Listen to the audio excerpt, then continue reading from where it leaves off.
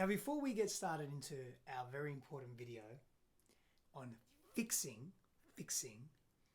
your partner, I have a question for you. Christine and I had an experience this morning where Christine said, help me, just support me to make sure I've got to do this thing that she had to move. And I said, why would you do it? Firstly, you're pregnant. And secondly, I'm way more... It was climbing up on a bathtub and unplugging something. I'm way more coordinated than you. To her response was, I'm not uncoordinated, which was, Not. I never said you were uncoordinated. I said, I'm far more coordinated than you. I'm just as coordinated. So the question I have is, who's more coordinated? Me or this one? Me, for sure. I'm so coordinated. I'm going to stand in tree pose this whole video to show you how coordinated I am. That's balance. That's not coordination. It's more balance than coordination. But you're In my mind, it's coordination. But I don't want to fix you. I don't want to fix your belief that... That's because I'm so perfect. But let's talk about fixing. Yes, we're going to talk about a common pattern that shows up in relationships. Yeah. Of one person coming and expressing something and the other person wanting to fix and offer advice. Now, a lot of the times, especially in male-female relationships, it's the woman who's coming, wants to emotionally express, and the man goes into fix-it mode. And this is a very common problem we hear in relationships. Woman says, I just want to be heard. I just want you to listen. Man says, but I need you to find a solution. I see you struggling. And so we want to break down this dynamic a little bit more and offer you some different ways to look at it so you can break out of this pattern in your relationship. Yeah. And what's going to help you look at it in a different way is compassion. Compassion for understanding where we're coming from, not only as individuals, but also as a collective. Speaking as a man, I can't speak for all men, but I can speak for at least the masculine archetype, is this need for utility, this need to be needed, is really important for us, and not from an egoic sense or a fragile place within our psyche. We thrive in utility. We develop our value and our worth from being valuable. And the world that we live in reinforces solution orientation. So if Christine comes to me with a problem, I'm not thinking I want to fix her. I'm thinking I want to fix the problem or remove the burden from her life. And sometimes it comes across as if I'm trying to fix her. And often men wanting to be useful, men wanting to be of utility, is a comfort zone because there's more to healthy masculinity than just being of utility. And sometimes men lean into that way too much and miss the emotional part of relationship as well. Because speaking as a woman, yes, I want you to be useful. It was very good that you got up on the bathtub and unplugged the cord for me. And probably wasn't a good idea for me to do pregnant. With all your coordination, yes. And I want to be able to come to you and emote and have you just hear me and not try to fix. So here are the two things we want you to be aware of if you're involved in this dynamic. One, when someone emotes or just shares something or just is venting, it doesn't even have to be that big of a deal, and you start trying to offer advice, trying to fix, trying to come up with a solution, it subconsciously reinforces in that person that they're broken, that they're not enough, that they're doing something wrong. Because we already talked about, yes, the person doesn't feel heard, but if we take an even deeper cut, that person is going to subconsciously be going, oh my gosh, now this person's asking me a solution. They think something's wrong with me. They think I'm incapable. I'm broken. I'm wrong. And it just shuts the person down even more. And so that person isn't able to communicate what he or she needs because the fixer has come in and I feel unheard. And I also feel like I'm broken because now you're trying to fix me.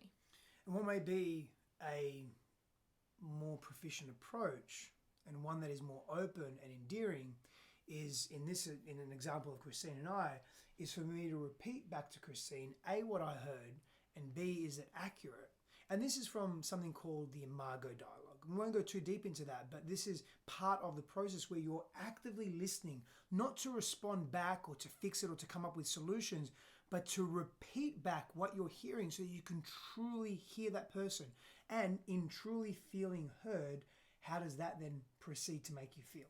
Well, one, I feel heard. And two, I don't feel broken because there's no one coming at me with a solution. So that, hearing what they say, repeating it back, is it accurate? And then is there anything you need? Because then that empowers me. If he says, is there anything you need? The whole I'm broken, someone's trying to fix me goes out the window. And it's like, oh, wow. Is there anything I need? And then I'm the one, if there needs to be, sometimes I just need to be heard, but if there needs to be some kind of solution or some kind of answer or whatever, then I am leading that rather than this other person.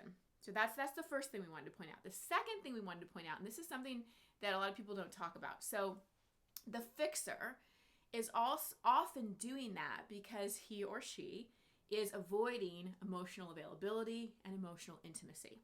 Because oftentimes if someone's emoting or someone's coming and is vulnerable and the other person maybe has an avoidant attachment style or has trouble with intimacy or is uncomfortable with their own emotions, they're going to be uncomfortable with the other person's emotions too. So how can they shut down the emotional thing as quickly as possible? Go into the head, go into logic mode, go into fix-it mode. So it creates this, what do you say, schism? It creates a schism in the emotional intimacy, because the minute the fixer comes in, sees emotion, it's like subconsciously, oh no, emotion. How do I deal with this? Oh, I'll go into fix-it mode. That'll get me out of the emotion. That'll help me with my discomfort, and it further shuts down emotional availability. And again, something that you can do there, if you are that person that leans into avoiding intimacy because you have a fear of intimacy or you're not able to hold big emotion, or maybe as a child a lot of emotion was thrown at you. You were involved in entanglement with your parents where there was emotional projection and their unconscious needs just thrust upon you, and you're tired of it. But healing that thing within you is really helpful. So maybe in that moment or in that instance, after you've really heard your partner, if there's an opportunity to share your vulnerability, for you to be real with respect to what you're experiencing and what you're feeling, because that helps break down those barriers and you're both out of having to fix it. The solutions can come really quickly when there's spaciousness, openness, and connection between both people. Often solutions just reveal themselves, or you realize there doesn't even need to be a solution once people feel really heard. So if emotions feel awkward to you, if you don't necessarily know what to do, just lean in and be present and just focus on listening to the person. No, it's not your responsibility to take on their emotions, to fix their emotions, no, none of that is your responsibility. It's hear them, repeat what they're saying, ask if there's anything you need. That's it. And that will help you break that pattern of avoiding and help you start to break down some of those walls of emotional availability. And finally, one more thing to end with. If you are a person that actually can see a really epic solution for that issue, timing is everything. Wait. Make a suggestion X amount of time later, once the emotions have settled, once you both have greater clarity and you're both receptive to new information, and make a request. Hey, I have an idea about the thing you spoke to me about earlier. Would you mind if I share that with you? Yes, now a good time. Okay. That's it. Thanks, Blessings. everybody. And to all your coordination.